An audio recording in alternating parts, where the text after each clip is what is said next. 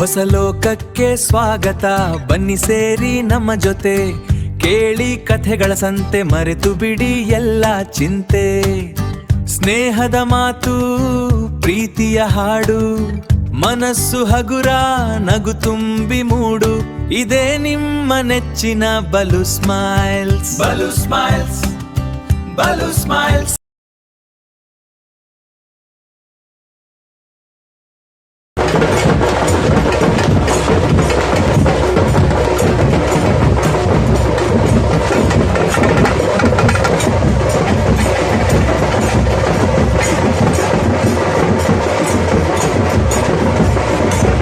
Balu smiles YouTube ಚಾನಲ್ಗೆ ಸ್ವಾಗತ.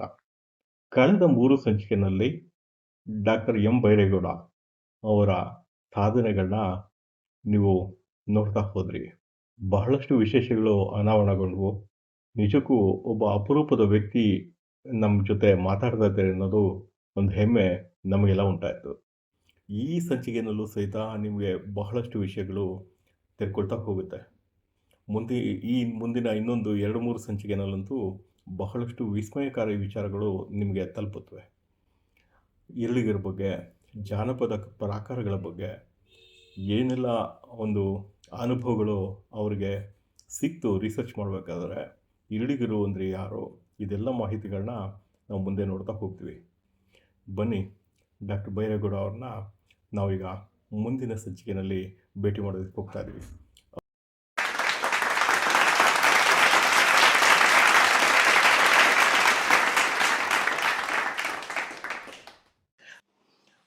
ತಮ್ಮ ರಂಗಭೂಮಿ ಚಟುವಟಿಕೆ, ತಾವು ನಡೆದು ಬಂದ ಹಾದಿ ಜೀವನದಲ್ಲಿ ಇದೆಲ್ಲ ಬಹಳಷ್ಟು ಮಹತ್ವದ ವಿಶೇಷಗಳನ್ನ ನಮಗೆ ತಿಳಿಸ್ತು. ಈಗ ನಿಮ್ಮ ಲೈಬ್ರರಿಗೆ ಬಂದು ಕೂತ್ಕೊಂಡಿದ್ದೀವಿ ನಾವು. ಅದ್ಭುತವಾದಂಥ ಸಂಗ್ರಹ ಇದೆ. ಈ ಲೈಬ್ರರಿ ವಿಷಯ ಏನು ಅಂತ ಹೇಳಿ ಸ್ವಲ್ಪ ತಿಳಿಸಿದ್ರೆ ಬಹಳ ಅನುಕೂಲ. ಸರ್, ನನಗೆ ಪುಸ್ತಕದ ಬಗ್ಗೆ ಆಸಕ್ತಿ ಕ್ರಿಯೇಟ್ ಮಾಡಿದವರು ಕೂಡ ನನ್ನ ತಂದೆನೆ. ಅಲ್ಲಿ ಆರಂಭದ ದಿನಗಳಿಂದ ಮೊದಲನೇದಾಗಿ ನಾಟಕಗಳನ್ನ ಕಲಿಸ್ಬೇಕಾದ್ರೆ ಅವ್ರ ಜೊತೆಗೆ ಫ್ಲಾಟ್ ಇಟ್ಕೊಂಡು ಹೋಗ್ತಾ ಇದ್ದೆ ನಾನು. ಅಲ್ಲಿಂದ ಶುರುವಾಯಿತು. ಅಂದ್ರೆ ನಾನು 3-4ನೇ ಕ್ಲಾಸಲ್ಲಿ ಇದ್ದಾಗಲೇ ಕನ್ನಡವನ್ನ ಚೆನ್ನಾಗಿ ಓದ್ತಾ ಇದ್ದಿದ್ರಿಂದ ನನ್ನ ಕರ್ಕೊಂಡು ಫ್ಲಾಟ್ ಇಟ್ಕೊಂಡು ಪ್ರಾಂಪ್ಟ್ ಮಾಡ್ಲಿಕ್ಕೆ ನನ್ನ ಕರ್ಕೊಂಡು ಹೋಗ್ತಾ ಇದ್ರು. ಹೋಗೋದಷ್ಟೇ ಅಲ್ಲ, ಒಂದಷ್ಟು ಪುಸ್ತಕಗಳನ್ನ ಓದು ಮಗ ಅಂತೇಳಿ ನಾನು ಹೈಯರ್ ಪ್ರೈಮರಿ ಸ್ಕೂಲಿಗೆ ಬಂದಾಗಲೇ ನನ್ನ ತಂದೆ ಶುರು ಮಾಡಿಸಿದ್ರು. ಆಮೇಲೆ ಏನಾಯ್ತು, ನಾನು ಕೆಲ್ಸಕ್ಕೆ ಸೇರಿದಾಗ ಅವಿನ್ಯೂ ರೋಡ್ ಪಕ್ಕದಲ್ಲೇ ನನಗೆ SBI ಬಿಲ್ಡಿಂಗ್ ಅಲ್ಲಿ ಫಸ್ಟ್ ಫ್ಲೋರ್ ಅಲ್ಲಿ ನಾನು ಡಿಸ್ಟ್ರಿಕ್ಟ್ ಟ್ರೆಷರಿ ಇತ್ತು, ಅರ್ಬನ್ ಡಿಸ್ಟ್ರಿಕ್ಟ್ ಟ್ರೆಷರಿ, ಅಲ್ಲಿಗೆ ನನಗೆ ಅಪಾಯಿಂಟ್ ಆಯ್ತು. ಮಧ್ಯಾಹ್ನ ಹೊತ್ತು ನಾನೇನ್ ಮಾಡುವೆ, ಊಟಕ್ಕೆ ಅಂತ ಹೊರಟ್ರೆ ಪುಸ್ತಕದ ಅಂಗಡಿಗಳಿಗೆ ಹೋಗ್ತಿದ್ದೆ ನಾನು. ಆ ಪುಸ್ತಕದ ಅಂಗಡಿಗಳಲ್ಲಿ ಹಳೆಯ ಪುಸ್ತಕಗಳು ಗುಡ್ಡೆ ಬಿದ್ದಿರು ಸರ್. 8 ಆಣೆಯಿಂದ ಹಿಡಿದು 15 ರೂಪಾಯಿವರೆಗೆ ಪುಸ್ತಕಗಳು ಸಿಗ್ತಿದ್ದ, ಒಳ್ಳೊಳ್ಳೆ ಪುಸ್ತಕಗಳು. ಇವತ್ತು 500-600 ರೂಪಾಯಿ ಇರೋ ಪುಸ್ತಕಗಳು ಅವತ್ತು 1.5 ರೂಪಾಯಿ 2 ರೂಪಾಯಿ ತಗೊಂಡ್ ಬಂದಿದ್ದೀನಿ ನಾನು. ಕುವೆಂಪು ಸಂಬಂಧ ಅನೇಕ ಪುಸ್ತಕಗಳು ಸಿಗ್ತವೆ, ತೇಜಸ್ವಿಯವರ ಪುಸ್ತಕಗಳು ಸಿಗ್ತವೆ, ಅನಕರು ಅವರ ಕಾದಂಬರಿಗಳು ಸಿಕ್ಕಿದಾವೆ, ತ್ರಿವೇಣಿಯವರ ಕಾದಂಬರಿಗಳು ಸಿಕ್ಕಿದಾವೆ, ಭೈರಪ್ಪನವರ ಕಾದಂಬರಿಗಳು ಸಿಕ್ಕಿದಾವೆ, ನೂರಾರು ಪುಸ್ತಕಗಳು. ಇವತ್ತು ನನ್ನ ಮನೆಯೊಳಗೆ ಒಂದು 15,000-16,000 ಪುಸ್ತಕದ ಸಂಗ್ರಹ ಇದೆ. ಅದೆಲ್ಲವೂ ಕೂಡ ಅಲ್ಲಿನ ಆಸಕ್ತಿ. ಅದ್ರ ಜೊತೆಗೆ ನನ್ನ ಚಿಕ್ಕಪ್ಪ ಮೇಷ್ಟ್ರಾಗಿದ್ರು. ಅವಾಗ ನಾನು ಅವ್ರ ಊರಿಗೆ ಹೋಗ್ತಿದ್ದೆ. ಆ ಸ್ಕೂಲ್ನ ಲೈಬ್ರರಿನ ತಂದು ಮನೇಲೆ ಇಟ್ಕೊಂಡಿದ್ರು. ಅಲ್ಲೊಂದು 2,000 ಪುಸ್ತಕಗಳಿದ್ವು. ಆ ಸಂಸ್ಕೃತಿ, ಕರ್ನಾಟಕ ಸಂಸ್ಕೃತಿ ಅಂತ ಹೇಳಿ 1/8 ಡೆಮ್ಮಿ ಸೈಜ್ ಪುಸ್ತಕಗಳು ಬರ್ತಿತ್ತು. ಅವು ತುಂಬಾ ನನಗೆ ಆಸಕ್ತಿಯನ್ನು ಕೇಳಿಸ್ತಿದ್ವು. ಏಕೆ ಸಹಸ್ಪಂದನ ಅಂತ ಭೈರಪ್ಪನವ್ರ ಕುರಿತು ಒಂದು ಅಭಿನಂದನಾ ಗ್ರಂಥ ಬಂತು. ಅಲ್ಲಿ ಬಂದಂತ ವಿಮರ್ಶೆಗಳು, ಆಮೇಲೆ ಕುವೆಂಪು ಅವರ ನೆನಪಿನ ದೋಣಿಯಲ್ಲಿ, ಇವೆಲ್ಲ ಏನ್ ಮಾಡ್ತು ಅಂತಂದ್ರೆ ನಮ್ಮಲ್ಲಿ ಒಂದಷ್ಟು ಪುಸ್ತಕದ ಸಂಗ್ರಹ ಯಾಕೆ ಮಾಡಬಾರ್ದು ಅಂತ ಹೇಳಿ ಆ ಲೈಬ್ರರಿ ಕಾನ್ಸೆಪ್ಟ್. ಅದ್ರ ಜೊತೆಗೆ ಏನಾಯ್ತು, ನಾನು ಪಬ್ಲಿಷರ್ ಆಗಿ ರೂಪುಗೊಂಡಾಗ ಸಾರ್ವಜನಿಕ ಗ್ರಂಥಾಲಯ ಇಲಾಖೆಯ ಸಂಪರ್ಕ ಸಿಕ್ತು. ಅಲ್ಲಿ ಒಂದಷ್ಟು ಪುಸ್ತಕಗಳನ್ನ ಹೇಗೆ ಸಂಗ್ರಹ ಮಾಡೋದು, ಹೇಗೆ ಅದನ್ನ ಅಕ್ಷಸನ್ನ ಇತ್ಯಾದಿಗಳನ್ನ ಮಾಡೋದು, ಇವೆಲ್ಲ ನನಗೆ ಸ್ವಲ್ಪ ಹೇಳ್ಕೊಟ್ರು ಅವರು. ಅಂದ್ರೆ ಆಸಕ್ತಿ ಇದ್ದದ್ರಿಂದ ನನಗೆ ಹೇಳ್ಕೊಟ್ರು. ಸೊ ಅದೆಲ್ಲ ನೋಡ್ತಾ ನೋಡ್ತಾ ನೋಡ್ತಾ ಇವತ್ತು ಎಲ್ಲ ಸೇರಿದ್ರೆ ಇವತ್ತು ನನ್ನ ಹತ್ರ ಒಂದು 20,000 ಪುಸ್ತಕಗಳಿರ್ಬೋದು. ಒಂದಷ್ಟು ಓದಿದ್ದೀನಿ, ಒಂದಷ್ಟು ಓದಿಲ್ಲ, ಓದೋದು ಬೇಕಾದಷ್ಟಿದೆ. ಯಾವ್ದನ್ನು ಓದ್ತೀರಿ, ನಮಗೆ ನಾಚಿಕೆ ಆಗುತ್ತೆ ಒಂದೊಂದ್ಸಾರಿ. ಅಯ್ಯೋ, ನಾನು ಇಷ್ಟೇನ ಓದ್ಕೊಂಡಿರೋದು, ಇನ್ನೆಷ್ಟು ಓದಬೇಕಾಗಿದೆ, ನಮ್ಮ ಜೀವಮಾನ ಸಾಕಾಗತ್ತಾ, ಇವೆಲ್ಲ ಪ್ರಶ್ನೆಗಳು ಹೇಳ್ತವೆ. ಸೊ ಹೀಗಾಗಿ ಲೈಬ್ರರಿ ಕಾನ್ಸೆಪ್ಟು ಅಥವಾ ಪುಸ್ತಕಗಳನ್ನ ಸಂಗ್ರಹ ಮಾಡಬೇಕು ಅನ್ನೋ ಕಾನ್ಸೆಪ್ಟು ಹಿಂಗೆ ಚಿಗುರು ಹೊಡ್ಕೋತಾ ನಮ್ಮಲ್ಲಿ ಅದೊಂದು ಹಾಬಿಯಾಗಿ ಬೆಳ್ಕೊಂಡಿದ್ದು ಇವತ್ತು ಒಂದು ಲೈಬ್ರರಿನೇ ಮೇಂಟೈನ್ ಮಾಡ್ಬೋದಪ್ಪ ಅನ್ನೋಷ್ಟು ಶಕ್ತಿ ಬಂದಿದೆ. ಈಗ ನಿಮ್ಮದು ಪುಸ್ತಕಗಳ ಸಂಗ್ರಹ ಇದನ್ನೆಲ್ಲ ನೋಡಿದಾಗ ನಿಮಗೆ ಇನ್ನೊಂದು ಮುಖ ಇದೆ. ಅದ್ಭುತವಾದಂಥ ಜಾನಪದ ಭಂಡಾರ ನಿಮ್ಮ ಒಂದು ಆಸ್ತಿ ಅಂತ ಅಂದ್ಕೊಳ್ಬೋದು. ಅಷ್ಟು ಅದ್ಭುತವಾದ ಭಂಡಾರದ ಜ್ಞಾನ ನಿಮಗೆ ನಿಮ್ಮ ಬಳಿ ಇದೆ. ಬಹುಶಃ ನಿಮಗೆ ಮಂಟೆಸ್ವಾಮಿ ಕಾವ್ಯ ಆಗಲಿ, ಅಲ್ಲಿಂದ ಬಂದರೆ ಐತಿಹಾಸಿಕವಾಗಿ ನಮ್ಮ ಜಾನಪದ ಕಲೆಗಳಲ್ಲಿ ಮಹದೇಶ್ವರನ ಬೆಟ್ಟದ ಬಗ್ಗೆ, ಬಿಳಿಗಿರಿ ರಂಗನ ಬೆಟ್ಟದ ಬಗ್ಗೆ ಅದ್ಭುತವಾದಂಥ ಕಾವ್ಯಗಳು ಹಳ್ಳಿಗಳಲ್ಲಿ ಇದಾಗ್ತಾ ಇದೆ. ಅದು ಜಾನಪದ ಕಲಾವಿದರುಗಳು ಸಹಿತ ಅದನ್ನು ಸಾದರಪಡಿಸ್ಕೊಂಡು ಬರ್ತಾ ಇದ್ದಾರೆ. ಯಾವುದೇ ದಾಖಲೆಗಳಿದ್ರೂ ಬಾಯಿನಿಂದ ಬಾಯಿಗೆ ಹರ್ಕೊಂಡು ಬಂದಿದೆ.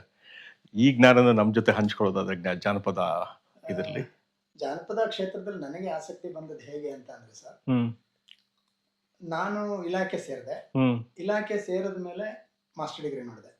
ನಾನು ಬೇಸಿಕಲಿ ಬಿಕಾಮ್ ಗ್ರಾಜುಯೇಟ್. ಹೌದು. ಅದಾದ್ಮೇಲೆ 1 year PGDB ಅಂತ ಹೇಳಿ, post graduation diploma in business administration, MIMBA ಅಂತ ಹೇಳಿ ಗಾಂಧಿನಗರದಲ್ಲಿ ಒಂದು ಕಾಲೇಜ್ ಇತ್ತು, ಈವ್ನಿಂಗ್ ಕಾಲೇಜ್ ಅದು. ನಾನು ಒಂದು ಅಸೋಸಿಯೇಷನ್ ಕೆಲಸ ಮಾಡ್ತಾ ಇದ್ದೆ. ಚಾರ್ಟರ್ಡ್ ಅಕೌಂಟೆಂಟ್ ಆಗ್ಬೇಕು ಅಂತ ನಮ್ಮ ಮನೆಯವರ ಆಸೆ, ಮತ್ತೆ ಬ್ಯಾಂಕ್ ಅಲ್ಲಿ ಕೆಲಸ ಮಾಡ್ಬೇಕು ಅನ್ನೋದು ನಮ್ಮ ಮನೆಯವರ ಆಸೆ. ಆದ್ರೆ ನನ್ನ ಆಸಕ್ತಿ ಬೇರೆ.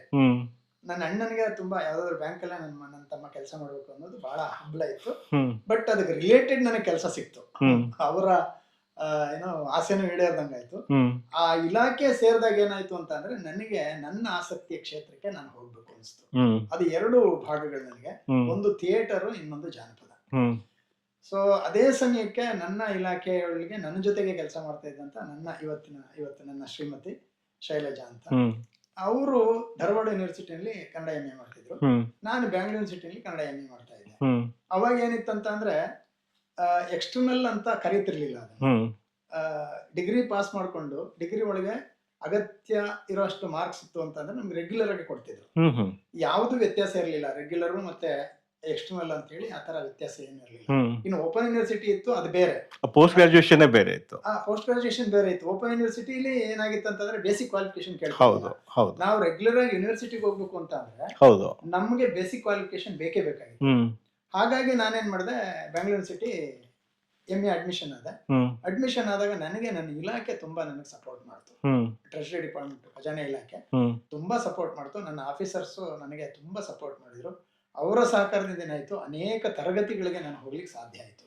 ಆವಾಗ ನನಗೆ ಕೀರಂ ಸಂಪರ್ಕಕ್ಕೆ ಬಂದ್ರು, ಹಂಪ ನಾಗರಾಜಯ್ಯನವರು ನನ್ನ ಸಂಪರ್ಕಕ್ಕೆ ಬಂದ್ರು, ಆಮೇಲೆ KP ಭಟ್ರು, ಬಸವರಾಜ್ ಕಲ್ಗುಡಿಯವರು, ಹಾಗೇನೆ ಹುಕಾ ಜಯದೇವ್, ಇತ್ತೀಚೆಗೆ ಹುಕಾ ಜಯದೇವ್ ಅಂತ ಹೇಳಿ ಇದ್ರು. ಡಿಪಾರ್ಟ್ಮೆಂಟ್ ಬಹಳ ದಿಗ್ಗಜಗಳೇ ಇದ್ರು. ಶಿವರತ್ನವರ ಪೀರಿಯಡ್ ಮುಗಿದಿತ್ತು. ಆ ನಂತರದ ಒಂದು ಟೀಮ್ ಬಂದಿತ್ತು. ಯಾರೋ ಹಂಪ ನಾಗರಾಜಯ್ಯನವರು ಇರ್ಬೋದು, ಕಿರಣ್ ನಾಗರಾಜ್ ಇರ್ಬೋದು, ಈ ತರದ ಒಂದು ಇವರಿದ್ರು. ಅವರ ಸಂಸರ್ಗ ನನಗೆ ಏನಾಯ್ತು ಅಂತಂದ್ರೆ ಇನ್ನಷ್ಟು ನಾನು ಓದ್ಲಿಕ್ಕೆ ಸಹಕಾರಿ ಆಯ್ತು. ಮತ್ತೆ ನನ್ನ ಆಸಕ್ತಿನ ಗಮನಿಸ್ತಾ ನನ್ನ ಶ್ರೀಮತಿ, ಅಷ್ಟೊತ್ತಿಗೆ ನಾವು ಮದುವೆ ಮಾಡ್ಕೊಂಡ್ವಿ. ಮದುವೆ ಮಾಡ್ಕೊಂಡ್ಮೇಲೆ ನನ್ನ ಶ್ರೀಮತಿ ಏನ್ ಮಾಡಿದ್ರು, ಇಲ್ಲ PhD ಮಾಡಿ ನೀವು ಅಂತ ಅಂದ್ರು. ಸೊ ಏನ್ರಲ್ಲಿ PhD ಮಾಡೋದು ಅನ್ನೋವಾಗ ನಾನು ಆಯ್ಕೆ ಮಾಡ್ಕೊಂಡಿದ್ದು ಈರುಳಿಗರು ಅನ್ನುವಂತ ಒಂದು ಜನಾಂಗ. ಈರುಳಿಗಾಸ್ ಅನ್ನೋದು ಒಂದು ಟ್ರೈಬಲ್ ಕಮ್ಯುನಿಟಿ, ತೀರಾ ಪ್ರಿಮಿಟಿವ್ ಕಲ್ಚರ್ ಇರುವಂತ ಟ್ರೈಬಲ್ ಕಮ್ಯುನಿಟಿ ಅವ್ರದ್ದು. ಸರಿ, ನನಗೆ ಅದ್ರ ಬಗ್ಗೆ ಏನೂ ಗೊತ್ತಿಲ್ಲ. ಆದ್ರೆ ಗೈಡ್ ಹುಡುಕಾಟದಲ್ಲಿ ನಂಗೆ ತುಂಬಾ ಕಷ್ಟ ಆಯ್ತು. ಯಾರ ಹತ್ರ ಹೋದ್ರು ಅವರು ಏನಪ್ಪ ನೀನು ಟ್ರೆಷರಿ ಕೆಲಸ ಮಾಡ್ತೀನಿ ಅಂತೀಯಾ, PhD ಮಾಡ್ಬೇಕು ಅಂತ ಬಂದಿದ್ಯಾ, ನೀವು ಇಲ್ಲೇನ್ರಿ ಮಾಡ್ತೀರಾ ಅಂತೇಳಿ ತುಂಬಾ ಡಿಸ್ಕರೇಜ್ ಮಾಡೋರೇ ಆದ್ರು. ಕಡೆಗೆ ನನಗೆ ಸಿಕ್ತವ್ರು ಅಂತ ಅಂದ್ರೆ ಡಾಕ್ಟರ್ MA ಜಯಚಂದ್ರ. ಅವರು ಬೇಸಿಕಲಿ ಮಂಡ್ಯದವರು. ನಾನು ಕೆಲಸ ಮಾಡುವಾಗ ಅವರು ಮಹಾರಾಣಿಸ್ ಕಾಲೇಜಲ್ಲಿ ಪ್ರಿನ್ಸಿಪಾಲ್ ಆಗಿದ್ರು. ಗವರ್ಮೆಂಟ್ RC ಕಾಲೇಜಲ್ಲಿ ಇದ್ರು, ಅಲ್ಲಿಂದ ಮಹಾರಾಣಿಸ್ ಕಾಲೇಜಿಗೆ ಬಂದ್ರು. ಸೊ ಅವರ ಸಂಸರ್ಗಕ್ಕೆ ಬಂದ್ಮೇಲೆ ಏನಾಯ್ತು ಅಂತಂದ್ರೆ ನನಗೆ ಅವರೊಂದು ಚಾಲೆಂಜ್ ಹಾಕಿದ್ರು. ನೋಡಪ್ಪ, ನಿನ್ನ ಆಸಕ್ತಿ ನಂಗೆ ಅರ್ಥ ಆಗ್ತಾ ಇದೆ, ನಾನ್ ನಿನಗೆ ಗೈಡ್ ಆಗ್ತೀನಿ, ಆದ್ರೆ ಒಂದು ಕಂಡೀಷನ್ ಅಂದ್ರು. ಏನ್ ಕಂಡೀಷನ್ ಸರ್? ಏನಿಲ್ಲ, ನೀವು ಹೇಳ್ತಾ ಇರೋ ಜನಾಂಗ ಇದೆಯಲ್ಲ, ಆ ಜನಾಂಗ ಒಂದು ಅಧ್ಯಯನಕ್ಕೆ ಯೋಗ್ಯ, ಅದಕ್ಕೆ ಬೇಕಾದಷ್ಟು ಸರಕು ಸಿಗುತ್ತೆ ಅನ್ನೋದನ್ನ ನನ್ನ ಮುಂದೆ ನೀವು ಸಾಬೀತು ಮಾಡ್ಬೇಕು ಅಂತ. ತಕ್ಷಣ ನಾನು ನನ್ನ ಶ್ರೀಮತಿಯವರ ಹತ್ರ ಚರ್ಚೆ ಮಾಡಿದೆ. ಹಿಂಗಂದಾಗ ನಿಂಗೆ ಗೊತ್ತಿದೆಯಲ್ಲ, ಸುಮ್ಮನೆ ತಗೊಂಡು ಒಂದು ಟೈಪ್ ರೆಕಾರ್ಡ್ರು, ಒಂದು ಕ್ಯಾಮ್ರಾ ತಗೊಂಡು ಹೊರಡು ಅಂತ ಅಂದ್ರು. ಸೊ ಈ ಒಂದು ಗಾದೆ ಮಾತು ಹೇಳ್ತಾರೆ, ಸುಮ್ನೆ ಕುಣಿಯೋಳು ಅರೆ ಬಡದ್ರೆ ಸುಮ್ನೆ ಇರ್ತಾಳ ಅಂತ. ಅದ್ ಸರಿ. ಯಾವಾಗ ಮನೇಲಿ ಗ್ರೀನ್ ಸಿಗ್ನಲ್ ಸಿಕ್ತೋ ಹ್ಮ್ ನಾನೇನ್ ಮಾಡಿದೆ, ಕೂಡ್ಲೆ ಅಲ್ಲಿ ವೆಂಕಟೇಶ್ವರ ಮಾರ್ಕೆಟ್ ಹೋಗಿ ಹ್ಮ್ ಅವತ್ತು 1050 ರೂಪಾಯಿ ನ್ಯಾಷನಲ್ ಪ್ಯಾನಸಾನಿಕ್ ಹ್ಮ್ ಒಂದು ಟೇಪ್ ರೆಕಾರ್ಡ್ ಹಾ, ವಾಕ್ಮನ್ ಅಂತ ಹೇಳ್ತೀನಿ, ಗೊತ್ತಾಯ್ತಾ? ಹಾ. ಒಂದು ಹಾಟ್ ಶಾಟ್ ಕ್ಯಾಮ್ರಾ 850 ರೂಪಾಯಿ, ಹ್ಮ್ ಅದೆರಡೂ ತಗೊಂಡು ಒಂದ್ ಬ್ಯಾಗ್ ಹಾಕೊಂಡು ಹೊರಟೆ ಸರ್. ಹ್ಮ್ ನಾನು ಶುಕ್ರವಾರ ರಾತ್ರಿ ಹೊರಟ್ಬಿಡ್ತಿದ್ದೆ, ಓಕೆ. ಶನಿವಾರ ಭಾನುವಾರ ಅವರವರ ಜಾಗದಲ್ಲಿ ಇರ್ತಿದ್ದೆ. ಹ್ಮ್ 6 ತಿಂಗಳು ಮುಗಿಯುವಷ್ಟರಲ್ಲಿ ಹ್ಮ್ ನನ್ನ ಹತ್ರ 40 ಗಂಟೆ ಆಡಿಯೋ ಕ್ಯಾಸೆಟ್ ಸಿದ್ಧಾಯ್ತು, ಹ್ಮ್ 3000 ಫೋಟೋಗ್ರಾಫ್ ಸಿದ್ಧಾಯ್ತು. ಹಾ ಹಾ ಅಲ್ಲಿದ್ದ ಮಾಹಿತಿನೆಲ್ಲ ಏನ್ ಮಾಡಿದೆ, ಸಾಧ್ಯವಾದಷ್ಟು ನಾನು ಬರದೆ ಹ್ಮ್ ಬರೆದು ನಮ್ಮ ಮೇಷ್ಟ್ರ ಮುಂದೆ 6 ತಿಂಗಳು ಹೇಳಿದ್ರಲ್ಲ ಹ್ಮ್ ಆ ಸಮಯಕ್ಕೆ ತಗೊಂಡೋಗಿ ಸರಿಯಾಗಿ ಇಟ್ಟೆ. ಹ್ಮ್ ಸರ್ ನೋಡಿ ಸರ್ ಇಷ್ಟು ಕೆಲಸ ಇದೆ ಇಷ್ಟಿದೆ ಅಂತ ಅಂದಾಗ ಅವ್ರು ನೋಡ್ಬಿಟ್ಟು ಗಾಬರಿ ಆಗ್ಬಿಟ್ರು. ನೀನೇನು ನಂಗೆ ತೋರಿಸ್ಬೇಡ, ಇದು ನೋಡ್ತಾ ಇದ್ರೆ ಭಯ ಆಗುತ್ತೆ ನನಗೆ, ಹ್ಮ್ ಹೋಗು ಸಿನಾಪ್ಸಿಸ್ ಮಾಡ್ಕೊಂಬ ಅಂತಂದ್ರು. ಸಿನಾಪ್ಸಿಸ್ ಮಾಡ್ಕೊಂಡು ಬಂದು ಕೊಟ್ಟೆ. ಹ್ಮ್ ಅದಾದ್ಮೇಲೆ ನನ್ನ ಜರ್ನಿ ಶುರು ಆಯ್ತು. ಹ್ಮ್ ಹ್ಮ್ ಇಲ್ಲಿ ನಮ್ಮ ಈರುಳ್ಳಿಗರ ಕಮ್ಯುನಿಟಿ ಹ್ಮ್ ಸಾವಿರಾರು ಜನ ಕಲಾವಿದರು, ಹ್ಮ್. ಸೋಬಾನೆ ಗೀತೆಗಳು ಬೇಕಾ, ಹ್ಮ್ ದೇವರ ಪದಗಳು ಬೇಕಾ, ಕಥನ ಕಾವ್ಯಗಳು ಬೇಕಾ, ಮಹಾಕಾವ್ಯಗಳು ಬೇಕಾ, ಏನು ಒಂದು ನಿಧಿ ಸರ್ ಅದು. ಅಲ್ಲಿಗೆ ನನ್ನ ಕರ್ಕೊಂಡೋಯ್ತು. ಹ್ಮ್ ಅದೇನು ವಿಧಿ ಕರ್ಕೊಂಡೋಯ್ತೋ ಅಥವಾ ನಿಧಿ ಕರ್ಕೊಂಡೋಯ್ತೋ ನಂಗೆ ಗೊತ್ತಿಲ್ಲ, ಬಟ್ ನನ್ನನ್ನು ಕರ್ಕೊಂಡೋಯ್ತು ಅಲ್ಲಿಗೆ. ಕರ್ಕೊಂಡು ಹೋಗುವಾಗ ಅವರ ಜೊತೆಗೆ ಸೇರ್ತಾ ಸೇರ್ತಾ ಸೇರ್ತಾ ತುಂಬ ಜನ ಇವತ್ತಿಗೂ ಹೇಳ್ತಾರೆ, ನೀನು ಇಲ್ಲಿಗರ ಕಮ್ಯುನಿಟಿ ಏನೋ ಅಂತ ಹೇಳಿ ಕೇಳ್ತಾರೆ ನನ್ನನ್ನು. ಹ್ಮ್ ಯಾಕೆಂದರೆ ಅವ್ರ ಜೊತೆಗೆ ನಾನು ಅಷ್ಟು ಇನ್ವಾಲ್ವ್ ಆದೆ. ಹ್ಮ್ ಇವತ್ತು ನಾನು 2000ದಿಂದ 3000 ಜನರ ಹೆಸರನ್ನು ಹೇಳ್ತೀನಿ. ಹಾ ಹಾ ಯಾವನೂರ ಆಯೋಗದ ರಿಪೋರ್ಟಲ್ಲಿ ಏನು ಮಾಡ್ತಾರೆ, ಹ್ಮ್ 2137 ಜನ ಅಂತ ಅವ್ರ ಜನಾಂಗನ ಸೂಚಿಸ್ತಾರೆ. ಹ್ಮ್ ನನ್ನ ಸರ್ವೆ ಪ್ರಕಾರ 21,000ಕ್ಕೂ ಹೆಚ್ಚು ಜನ ಇದ್ದಾರೆ. ಓ ಈ ಸರ್ವೆಗಳು ಎಷ್ಟು ಅಜಗಜಾಂತರ ಹೌದೌದು ಹೌದು.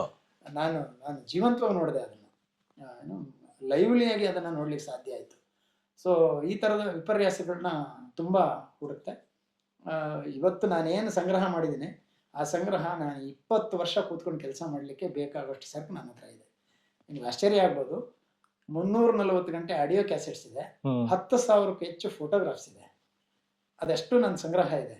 ಆಡಿಯೋ ಟೇಪ್ನ ಏನು ಮಾಡೋದು ಗೊತ್ತಾಗ್ಲಿಲ್ಲ ನಿಮಗೆ. TDK ಕ್ಯಾಸೆಟ್ಗಳು ನಿಮ್ಗೆ ಗೊತ್ತಲ್ಲ, 1.5 ಹೌದೌದು 1 ಗಂಟೆ 60 ನಿಮಿಷ 90 ಬಹುಶಃ ಈಗ ಅದೆಲ್ಲ ಅಳಿಸೋಗಿರುತ್ತಾ, ಏನಾದ್ರು ಸಾಧ್ಯತೆ ಇದೆ? ಪ್ಲೇ ಆಗುತ್ತಾ? ಇಲ್ಲ, ಚೆನ್ನಾಗಿದೆ. ಹಾಗಿದ್ರೆ ಅದನ್ನ ನೀವು ಡಿಜಿಟಲೈಸ್ ಮಾಡ್ಕೋಬಹುದು.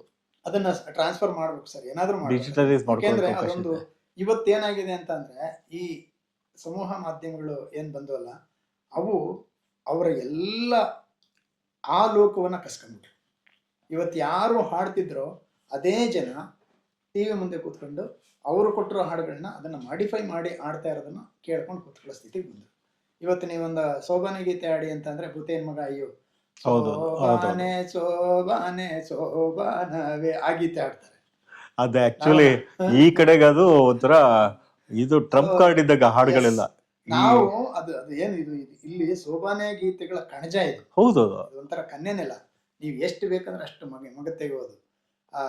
ಜರಿಯೋ ಪದಗಳು ಬರ್ತವೆ. ಹೌದು. ಸಾಲು ಒಣಸೇಲಿ ಸಾಗಿದ ಮಳರಾಯ ನಾರೇ ರಾಮುಸಕೋನೇನು ದಾವೋ ಸೋಬಾನವೇ, ನಾರೇ ರಾಮುಸಕೋನೆ ದಾವ ನಂಬಿಗಾರೆ, ವಾಲೆ ಬೆಳಕಲ್ಲಿ ಬರ ಹೇಳಿ ಸೋಬಾನವೇ, ವಾಲೆ ಬೆಳಕಲ್ಲಿ ನಾವೆಲ್ಲಿ ಬಂದೆವು, ನಾಗಾಳೊನ್ನಿನ ಬಡವರು ಸೋಬಾನವೇ, ನಾಗಾಳೊನ್ನಿನ ಬಡವರು ಸೋಬಾನವೇ.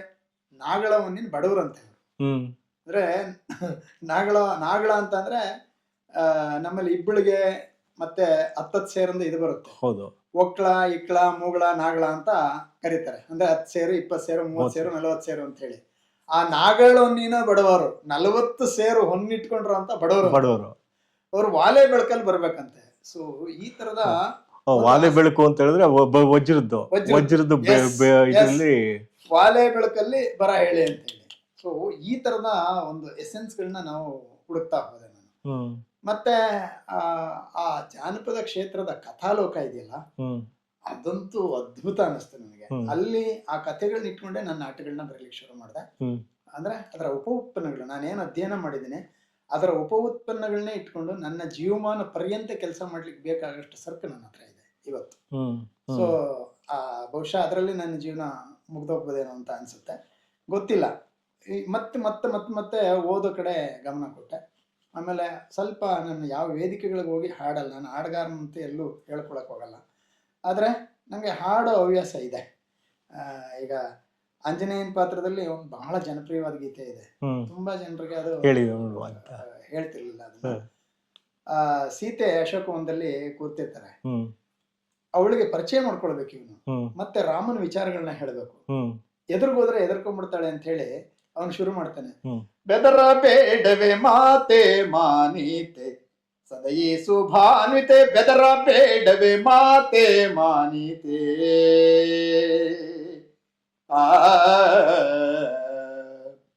ಮಾತೆ ಶ್ರೀ ರಘುನಾಥ ಮಾಧವ, ಮಾತೆ ಶ್ರೀ ರಘುನಾಥ ಮಾಧವ, ಸೀತೆ ಸೀತೆ ಎಂದು ಮನದೆ ಸೋತು ಹಂಬಲ ಮಾತನಾಡುತ್ತೆ, ಸೋತು ಹಂಬಲ ಮಾತನಾಡುತ್ತೆ, ಭೂತಲದೊಳು ಪಾತವ ತಳೆದಾತುರಿಪನು ಚೇತರಿಪನು, ಬೆದರ ಬೇಡವೆ ಮಾತೆ ಮಾನೀತೆ ಸದಯಿ ಸುಭಾನ್ವಿತೆ, ಬೆದರ ಬೇಡವೆ ಮಾತೆ ಮಾನೀತೆ.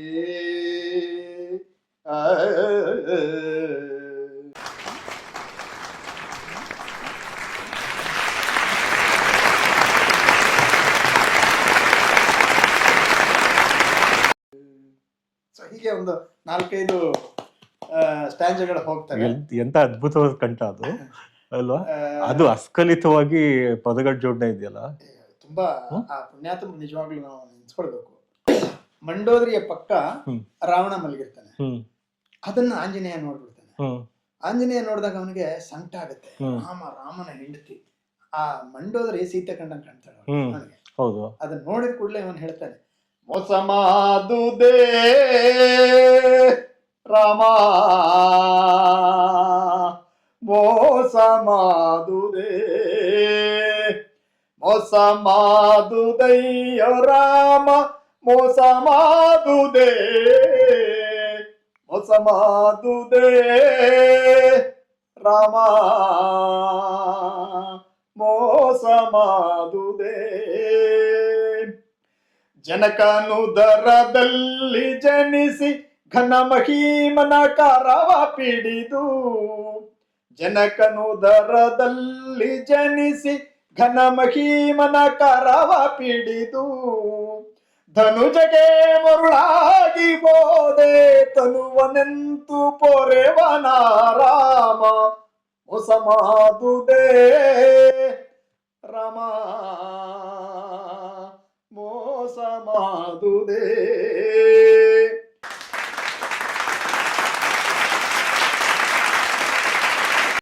ಈ ಹಾಡು ಆಡುವಾಗ ನನಗೇನಾಗುದು ಅಂತ ಅಂದ್ರೆ, ಇವತ್ತು ನನಗೆ ಅದು ರೋಮಾಂಚನ ಅನ್ಸುತ್ತೆ.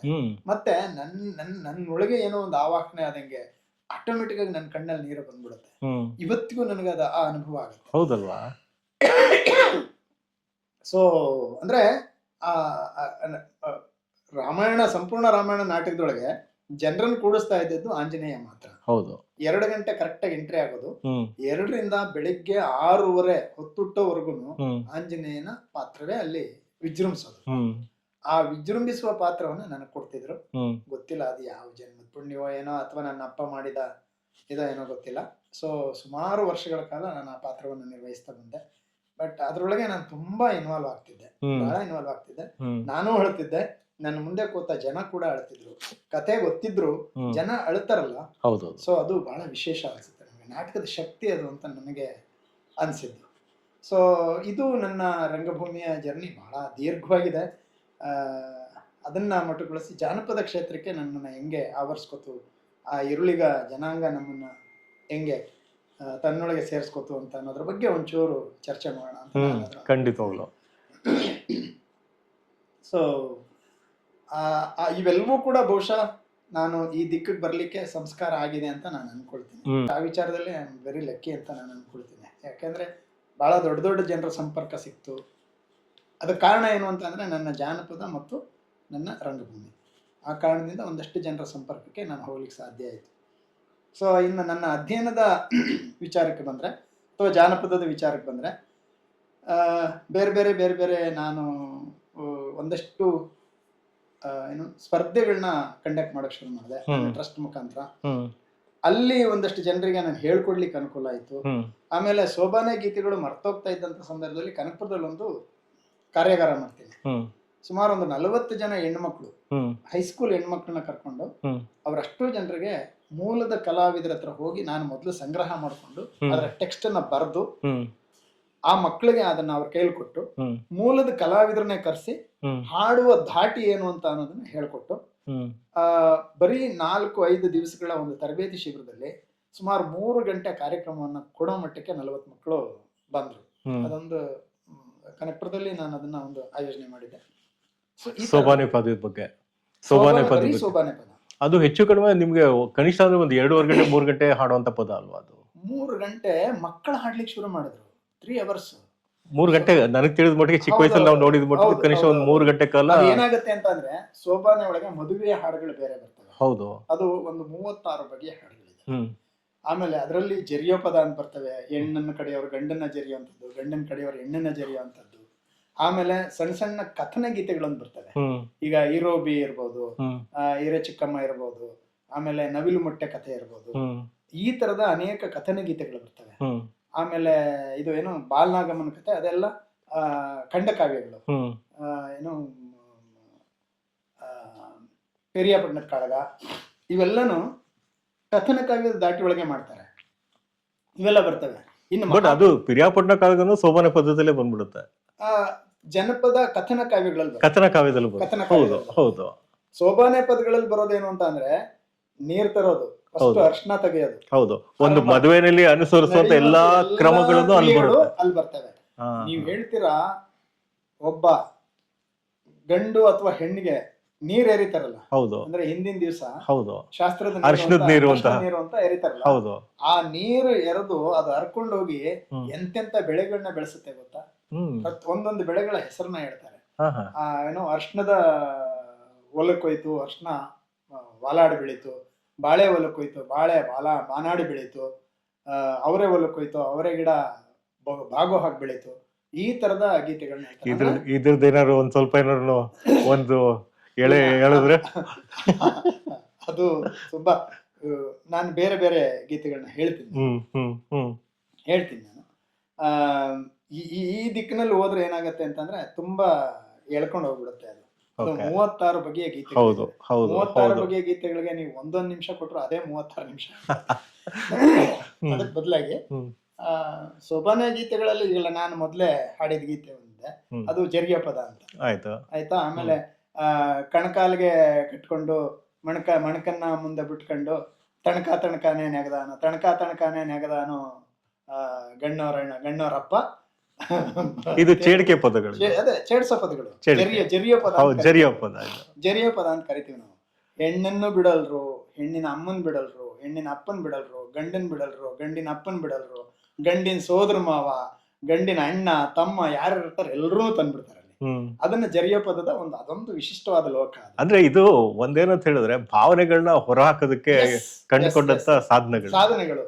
ಅಲ್ಲಿ 2 ರೀತಿ ಇರುತ್ತೆ. ಒಂದು ಮನಸ್ಸಿನೊಳಗಿನ ಭಾವನೆಗಳನ್ನ ಹೊರ ಹಾಕ್ದಂಗೂ ಆಗುತ್ತೆ, ಇನ್ನೊಂದು ಆ ಸಂದರ್ಭದ ಒಂದು ತಮಾಷೆಯ ಪ್ರಸಂಗಗಳನ್ನ ಕ್ರಿಯೇಟ್ ಮಾಡೋದು.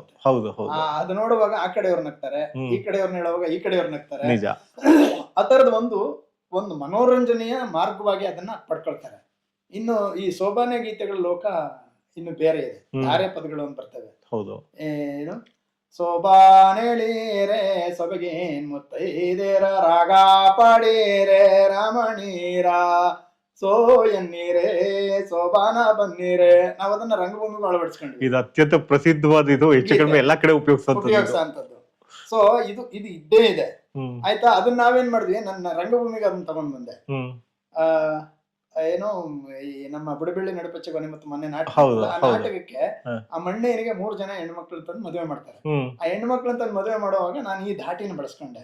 ಅದ್ ಹೆಂಗೆ ಅಂದ್ರೆ, ದೇಶ ಕೋಶವ ಸುತ್ತಿ ನಾಗೂರ ಗುಡ್ಡ ಸುತ್ತಿ ರಾಜ ಮಣ್ಣೈಗೆ 3 ಹೆಣ್ಣ ಸೋ ಎನ್ನೀರೇ ಸೋಬಾನ ಬನ್ನೀರೇ ರಾಜ ಮಣ್ಣೈಗೆ 3 ಹೆಣ್ಣ ಹುಡುಕಿ ತಂದು ಸಣ್ಣೋರ ಸಭೆಯಲ್ಲಿ ವಾರ ಪೂಜೆ ಸೋ ಎನ್ನೀರೇ ಸೋಬಾನ ಬನ್ನೀರೇ.